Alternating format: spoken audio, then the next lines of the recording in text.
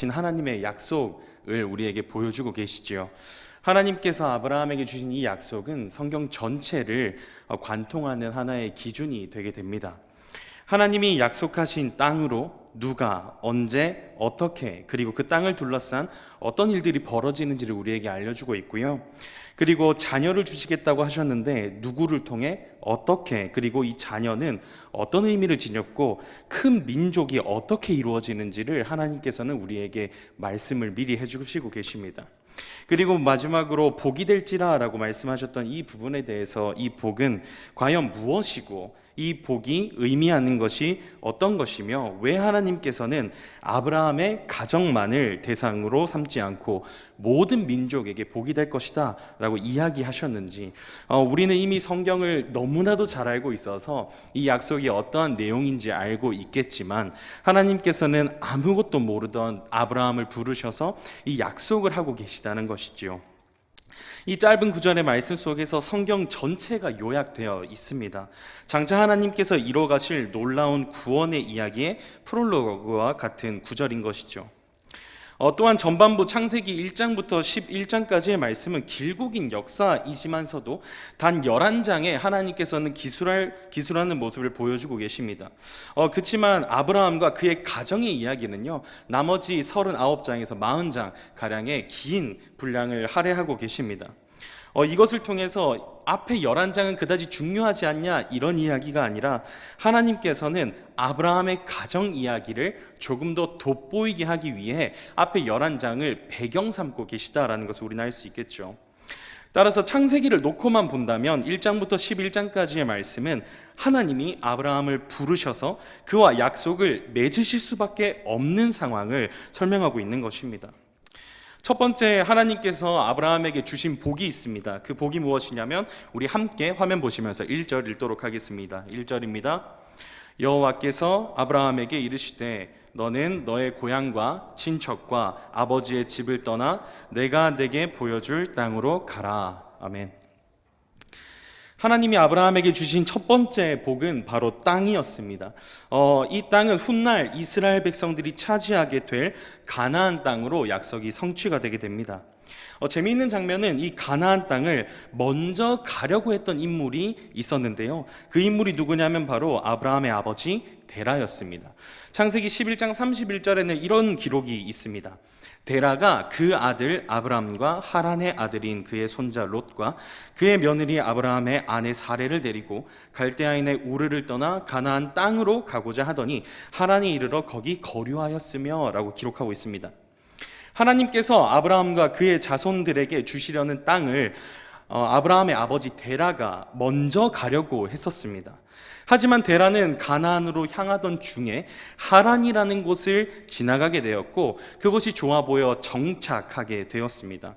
데라가 하란에 거주하게 된 것은 하나님의 전적인 개입이셨습니다. 물론 데라는 이것이 하나님의 개입이었다는 사실을 깨닫지 못하죠. 하나님은 자신이 직접 가나안 땅을 약속의 땅으로 주시기를 원하셨습니다. 왜냐하면 하나님은 아브라함을 약속의 땅으로 인도하시면서 아브라함을 연단하시고 성숙하게 하셔서 하나님 약속의 기준이 될 만한 사람으로 만들어가는 것까지가 하나님의 목표였기 때문입니다. 따라서 땅에 대한 약속은 하나님의 백성이 거주할 토지 이기는 하지만 이 땅이 이스라엘의 기업이 되기까지 은혜의 역사와 의미를 함께 가진 약속이다라는 것을 우리에게 알려주고 계시는 것입니다. 우리가 신앙생활을 할 때도 꼭 그렇지 않습니까? 문제가 생기고 이 문제를 놓고 하나님 앞에 간절히 기도할 때 하나님께서는 선하시고 은혜롭게 우리의 모든 문제들을 해결해 나가 주십니다. 하지만 단순히 우리가 해결된 문제만을 가지고서 하나님께 기뻐할까요? 그렇진 않죠. 하나님이 내 기도를 들어주셨구나. 하나님께서 나를 떠나지 않고 임마누엘 하시는 하나님이시구나. 하나님께서 정말 작은 신음에도 응답하시는 아버지라고 하셨는데 정말 그렇구나 하는 믿음의 경험이 쌓이게 되지 않습니까? 우리의 간증이 늘어나는 것이지요. 그렇게 은혜의 경험이 쌓이다 보면 어느샌가 하나님을 그리고 예수 그리스도의 성품을 닮은 성숙으로 성장한 스스로를 발견하게 됩니다. 아브라함은 약속의 땅으로 가는 여정 가운데 하나님을 알아갔습니다. 더욱 많이 알아가게 됩니다. 그리고 약속을 이루신 신실한 하나님을 경험했습니다.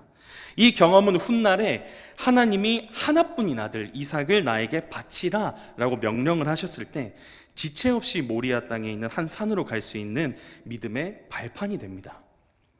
하나님을 사랑하는 것은 하나님께서 이루어 가시는 모든 발걸음에 주권을 맡겨드리는 일입니다. 내가 할 수 있지만 내가 하는 것이 아니라 하나님께 이 모든 선택과 결과를 맡겨드리는 것이죠. 약속하신 땅으로 가는 길이 가시밭길일 수 있습니다. 험한 산길일 수도 있습니다. 때로는 절벽 앞에 설 때도 있을 것이고요. 망망대해 앞에 설 때도 있을 것입니다. 하지만 우리는 두려워하지 않을 수 있습니다. 우리가 하나님을 사랑할 때 우리 앞에 놓인 가시밭길은 꽃길이 되기 때문입니다. 험한 산에 하나님께서는 길을 내시기 시작할 겁니다. 우리가 하나님을 사랑할 때 하나님께서는 바다를 갈라 마른 땅이 되게 하시고 우리를 그 길 가운데 걷게 하실 것입니다. 따라서 우리는 믿음으로 그 한 발을 내딛기만 하면 됩니다. 이 믿음의 한 걸음을 하나님의 사랑을 경험하는 기적의 걸음으로 하나님은 사용해 나가실 것이기 때문입니다.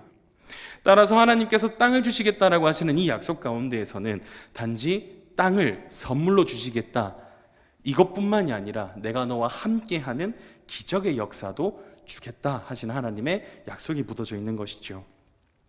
이런 믿음은 두 번째 복인 자녀에 관한 약속으로 확대가 됩니다. 2절에 이렇게 기록되어 있습니다. 내가 너로 큰 민족을 이루고 내게 복을 주어 내 이름을 창대하게 하리니 너는 복이 될지라 라고 기록합니다. 하나님께서 아브라함을 부르실 때 그의 나이는 75세였습니다. 그리고 자녀는 없었죠. 그래서 일찍 세상을 떠난 형의 아들인 조카 롯을 자기의 아들처럼 여기고 살았습니다.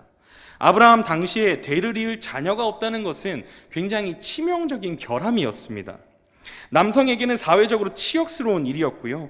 여성에게는 신에게 저주받은 몸이라는 불명예를 짊어지고 살아가는 낙인 찍힌 삶을 살게 됩니다.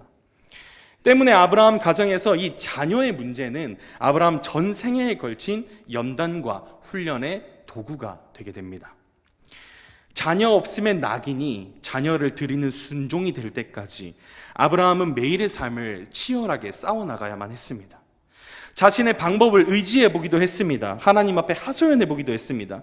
그러나 이 모든 과정들은 하나님께서 아브라함이 자신을 의지하던 지난 날을 버리고 하나님만 의지하는 사람으로 성숙되어 가는 시간으로 하나님은 인도해 나가시기 시작합니다.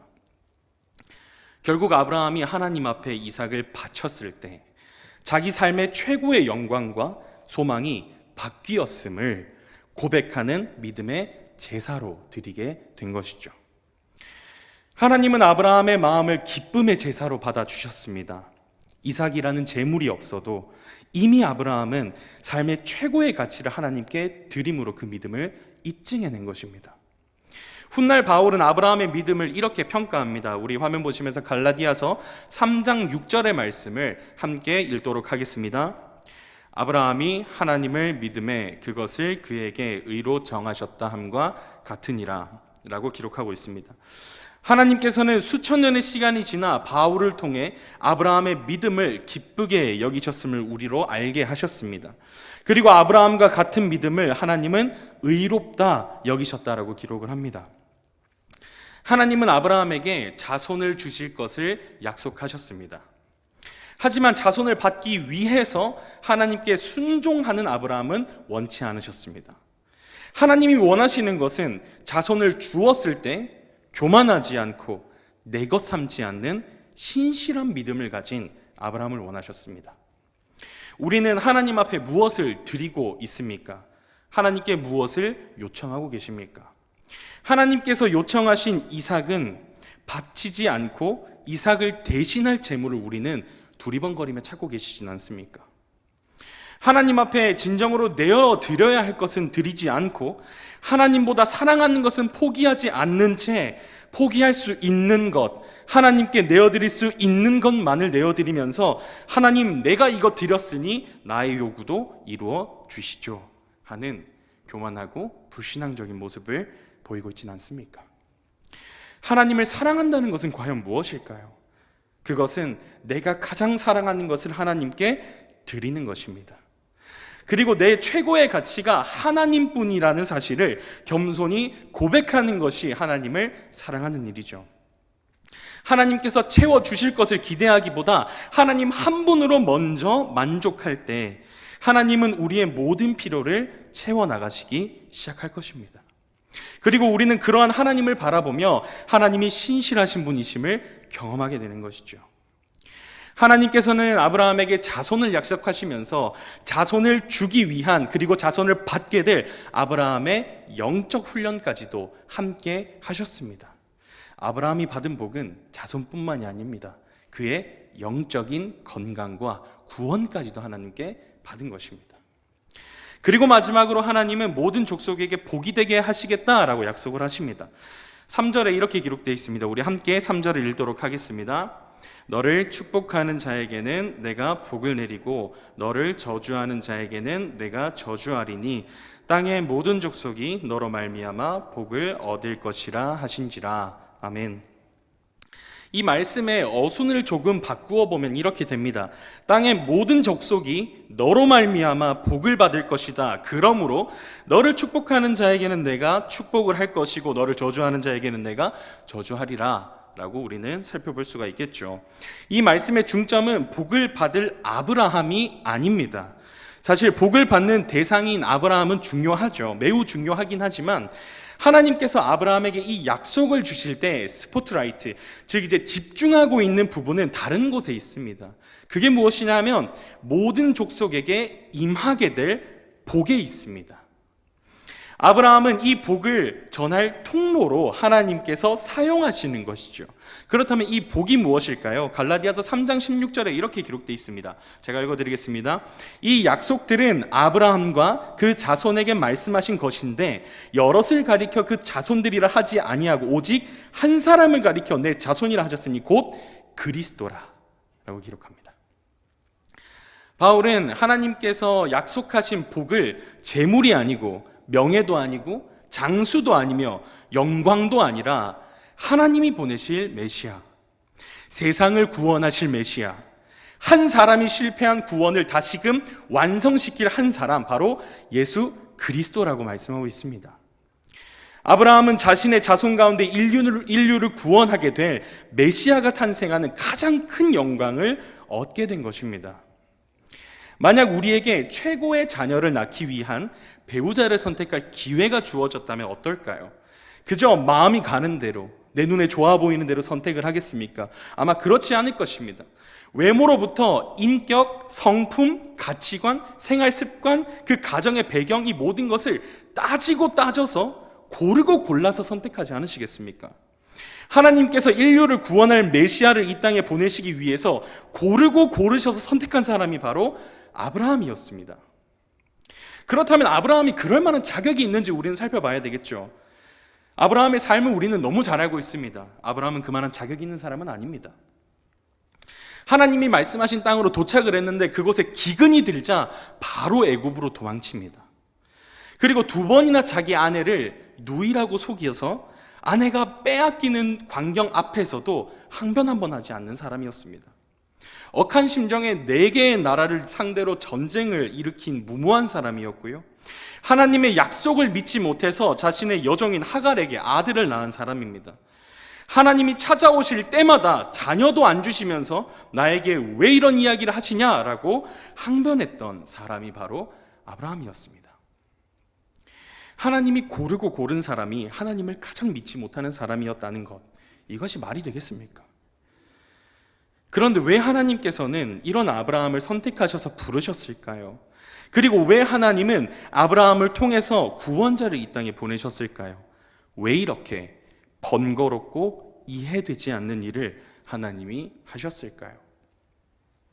그 이유는 하나님께서 우리에게 자신이 은혜로운 분이라는 사실을 믿게 하시기 위함이었습니다.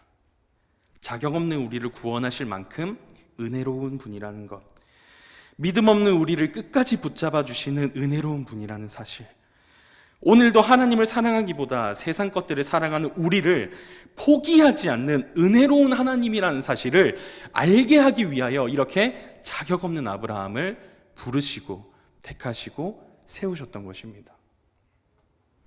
은혜는 자격 없는 자에게 주어지는 하나님의 선물입니다. 우리는 그 누구도 자격 없지만 만왕의 왕이신 하나님으로부터 자신의 아들을 선물로 받은 사람들입니다. 그리고 우리에게 구원의 여정에 함께할 것을 하나님께서는 요청해 주셨습니다. 하나님께서 아브라함을 부르셨을 때 믿음이 없고 미련하고 고집부리며 불순종과 자기 의에 쌓인 아브라함을 바라보시면서 부르신 것이 아닙니다. 하나님이 아브라함을 부르실 때는 자신의 아들을 아낌없이 내어드릴 수 있는 아브라함의 믿음까지 보고 부르신 것입니다. 훗날 믿음의 조상이라고 불릴 만한 아브라함을 바라보시면서 부르신 것이죠. 아브라함의 모든 걸음은 불안과 두려움이었지만 그와 함께 하시는 하나님은 십수년의 시간 후에 하나님만을 의지하는 아브라함을 바라보고 계셨다는 사실입니다. 2017년도부터 저는 승동교회 전도사로서 부임하여 사역을 했습니다. 저도 아브라함과 마찬가지로 늘 두려움과 걱정투성이었습니다. 내가 무엇을 할 수 있을까? 어떻게 해야 할까? 지혜 없고 미련한 스스로를 탓할 때가 한두 번이 아니었던 것 같습니다. 하지만 성도님들의 많은 기도와 격려 그리고 사랑하는 우리 중고등부 아이들의 신뢰가 하나님 앞에서 저를 더욱 성장하도록 만들었습니다. 그리고 지금은 이렇게 목사가 되어서 이 자리에 설 수 있도록 해주셨습니다. 매 순간 역사하시는 하나님을 경험하면서 더욱 하나님을 의지하는 것이 무엇인지를 가르쳐 주셨습니다. 또한 부족한 사람을 사용하셔서 하나님이 역사하시는구나 하는 것을 삶으로 바라보게 하셨습니다. 이제 하나님께서 저를 새로운 사역지로 부르셔서 오늘 이곳에서 우리 성도님들과 나누는 마지막 말씀이 되게 하셨습니다. 또다시 새로운 발걸음을 하나님께서 저에게 요청을 하셨는데요. 하나님께 훈련을 받았다면 더욱 담대히 하나님 신뢰하며 나서야 되지 않겠습니까? 하지만 저는 여전히 두렵고 염려가 많고 겁쟁이더라고요. 하지만 그럼에도 불구하고 하나님께서 지금까지 신실하게 역사하셨던 그 은혜만을 믿고 나아갈 것을 저 스스로에게 요청하고 있습니다. 그리고 또한 하나님께서는 그런 모습을 저에게 요구하시리라 믿고 있습니다. 우리 사랑하는 승동회 모든 성도님들께도 권면드리고 싶습니다. 세상의 근심과 걱정, 염려와 두려움이 매 순간 우리를 찾아오게 될 것입니다. 우리를 유혹하고 시험해서 하나님의 은혜보다 내 능력과 경험과 사람을 의지하고픈 마음을 줄 것입니다. 그러나 그때마다 우리를 위해 십자가 달리신 예수 그리스도를 바라보셨으면 좋겠습니다. 그리고 그분께서 진솔하게 우리의 연약함을 그분 앞에 진솔히 아뢰일 때 하나님의 은혜만을 간구할 수 있는 우리가 되었으면 좋겠습니다. 하나님을 사랑하는 삶은 하나님만 사랑하는 삶입니다. 하나님만 사랑한다는 것은 하나님께서 지금도 우리와 함께 하시다는 사실을 믿는 것입니다. 하나님이 우리와 함께 하신다는 것을 믿을 때 세상의 유혹과 시험에서 이겨낼 지혜를 얻을 수 있고 흔들리지 않는 믿음의 반석 위에 서게 될 것입니다. 주님 오시는 날까지 믿음 잃지 않고 선한 싸움 싸워가시기를 포기하지 않는 저와 여러분들이 되었으면 좋겠습니다. 그리고 훗날에 하나님께서 우리를 바라보실 적에 잘하였다, 착하고 충성된 종아 하시는 말씀을 들었으면 좋겠습니다. 말씀을 맺도록 하겠습니다. 우리가 함께 나눈 오늘 창세기 12장 이 짧은 본문의 말씀은 성경 전체를 요약하여 우리에게 말씀해 주신 하나님의 은혜입니다. 이 은혜를 책걸음으로 다시 한번 걸러냈을 때 우리에게 남는 것이 무엇일까요? 그것은 바로 우리가 얼마나 하나님을 사랑하고 있는지, 그리고 우리가 얼마나 하나님의 사랑을 신뢰하고 의지하고 있는지 돌아보도록 만들 것입니다. 지금까지 우리 의에 가득 차서 훈련받지 못한 아브라함과 같은 미숙함이 있을지라도 우리를 부르시고 선택하신 하나님은 오늘을 실패할 시험과 유혹에 넘어질 우리를 바라보시며 부르신 것이 아니라 세상 앞에 당당히 믿음의 증인으로서 세워질 우리를 바라보시며 부르시고 붙드신 하나님이심을 믿을 수 있기를 예수님의 이름으로 축원드립니다. 그리고 그 하나님의 은혜가 오늘을 살아가게 하고 그 하나님의 은혜만이 훗날 미래를 바라볼 때에 하나님의 은혜만으로서만 하늘 나라에 하나님의 나라 영광에 임할 수 있는 유일한 구원의 열쇠됨을 깊이 묵상하시며 믿음으로 의지하시기를 예수님의 이름으로 축복합니다. 하나님께서 늘 언제나 우리와 함께 하시기를 소망하고 하나님께서 그런 우리의 삶을 영광스럽게 받으셨으면 좋겠습니다. 함께 기도하겠습니다. 사랑과 은혜가 많으신 아버지 하나님, 감사합니다. 하나님, 부족하고 연약한 우리 인생들을 택하셔서 천에 하나 만에 하나 우리를 부르시고 우리에게 예수 그리스도의 긍휼과 은혜의 옷을 입히셔서 하나님의 사랑받는 자로, 하나님께 긍휼 얻은 자로 이 땅을 살아가게 하심에 참으로 감사드립니다.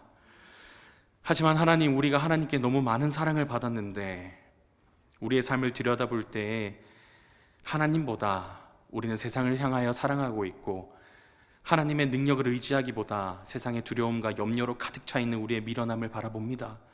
하나님, 용서하여 주시고 우리에게 하나님께서 베푸시는 그 구원의 능력 의지하게 하셔서 하나님 소망하고 하나님 나라 바라보며 끝까지 이 믿음의 경주 포기하지 않을 수 있는 믿음 더하여 주시옵소서. 그리하여서 끝날까지, 주님 오시는 그날까지 믿음 잃지 않고 충성스러운 주님의 종되어 세상의 빛과 소금 되게 하시고 주님의 영광만이 드러나는 우리 승동교회와 모든 성도님 될 수 있도록 하나님 은혜 더하여 주시옵소서. 사랑이 많으신 예수 그리스도의 이름으로 감사드리며 기도합니다. 아멘.